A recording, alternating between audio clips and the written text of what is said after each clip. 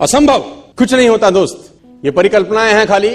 और मैं आज तो आपको बहुत ईमानदारी से और 12 साल के तजुर्बे का निचोड़ निकाल के बता सकता हूं कि इस दुनिया में असंभव नाम का कोई शब्द होता ही नहीं है।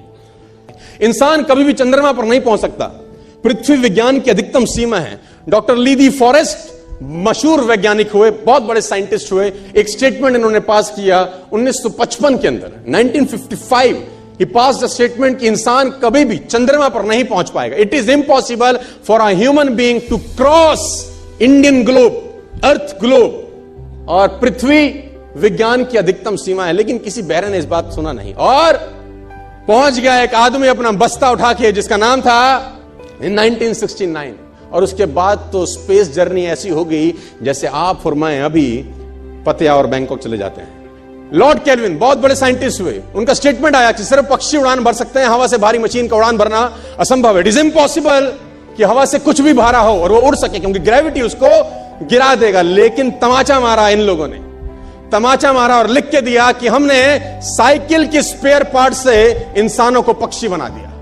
साइकिल के स्पेयर पार्ट से इंसानों को पक्षी बना दिया। 16 साल लगे राइट ब्रदर्स को जहाज का निर्माण करने में। लेकिन इन लोगों ने उसकी बात नहीं सुनी कि जो कहते थे कि वायु का सिद्धांत तुम्हारे विपरीत है।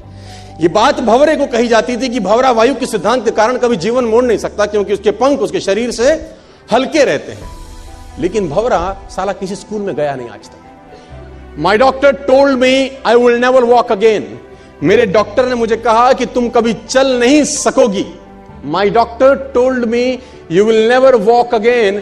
My mother told me I would, and I believed my mother rather than doctor. Wilma Rudolph एक ऐसी एथलीट हुई जिनको पोलियो था जिनको डॉक्टर ने कहा तू चल नहीं सकती, मां ने कहा तू चल सकती है। उसने कहा मैंने डॉक्टर की बात नहीं मानी, मैंने अपनी मां की बात मानी। 3 ओलंपिक गोल्ड मेडल जीती ये लड़की, 3 ओलंपिक गोल्ड मेडल, जिसको डॉक्टर कह रहा है कि तू चल।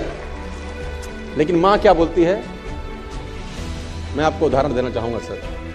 बहुत छोटे थे अल्बर्ट आइंस्टीन, दुनिया के महान वैज्ञानिक में से एक हुए, मंद बुद्धि कहा जाता था। 8 साल के थे, घर पहुंचे, मां को चिट्ठी दिया। When he was 8 years old, came to his home, given letter to his mother. मां को एक चिट्ठी दिया, मां ने वो चिट्ठी पढ़ा। 8 साल के थे और चिट्ठी में प्रिंसिपल का खत था उसकी मां के नाम। प्रिंसिपल ने ये लिख के भेजा कि आपका बच्चा विलक्षण प्रतिभा का धनी है, ग्रेट पावर है इसके अंदर, क्योंकि बहुत बड़े साइंटिस्ट बने, बड़े हो गए। मंद बुद्धि बचपन में समझा जाता था। आपका बच्चा विलक्षण प्रतिभा का धनी है, इसके अंदर असीम संभावनाएं हैं। तो हमारा स्कूल, हमारी मैनेजमेंट, हमारी फैकल्टी, हमारा टीचर इस लायक नहीं है कि हम आपके बच्चे को अच्छी शिक्षा दे सकें। तो it's better for you to take care of your son. आप अपने बच्चों को अपने घर में पढ़ाइए, हम लायक नहीं है कि आपके बच्चे को पढ़ा सके। और उसकी मां ने पढ़ते पढ़ते आंखों में आंसू ले आई और उसने बच्चे को कहा कल से तू स्कूल नहीं जाएगा, मैं तेरी परवरिश घर पे करूँ, क्योंकि तेरा टीचर तुझे इस लायक नहीं समझता। मतलब वो अपने आप को इस लायक नहीं समझते। बच्चा खुश हुआ, मोटिवेट हो गया और लग गया। उसकी मां का निधन हो गया। वो अल्बर्ट आइंस्टीन बहुत बड़े साइंटिस्ट हो गए। अल्बर्ट आइंस्टीन जब बहुत बड़े साइंटिस्ट हुए तो मकान शिफ्ट कर रहे थे अपना, और जीवन का सच्ची घटना वो अपनी ऑटोबायोग्राफी में लिखते हैं कि जब मैं मकान शिफ्ट कर रहा था तो एक ड्रॉस के अंदर मुझे एक व्हाइट कलर का पेपर फोल्डेड अवस्था में मिला। मुझे समझ नहीं था कि क्या है। मैंने उसको फोल्डिंग अवस्था से मिट्टी को हटा के जब खोला तो वो उस टीचर का लेटर था जो बहुत साल पहले टीचर ने मेरे हाथ में दिया था और मैंने अपनी मां के हाथ में रखा था। अब वो बड़ी उत्सुकता के साथ उस खत को पढ़ने लगे। जैसे उन्होंने खत पढ़ना शुरू किया और वो जार जार होकर रोए। उसमें लिखा था कि तुम्हारा बच्चा मंदबुद्धि है, ये हमारे स्कूल के लायक नहीं है, इसको आज के बाद हमारे स्कूल में मत भेजना, इसकी परवरिश खुद किया। मां ने उल्टा पड़ा कि नहीं, ऐसा नहीं है, तू सब कुछ कर सकता है, तेरे हाथ पास पावर है, तेरे में प्रतिभा है, यू कैन डू वंडर्स।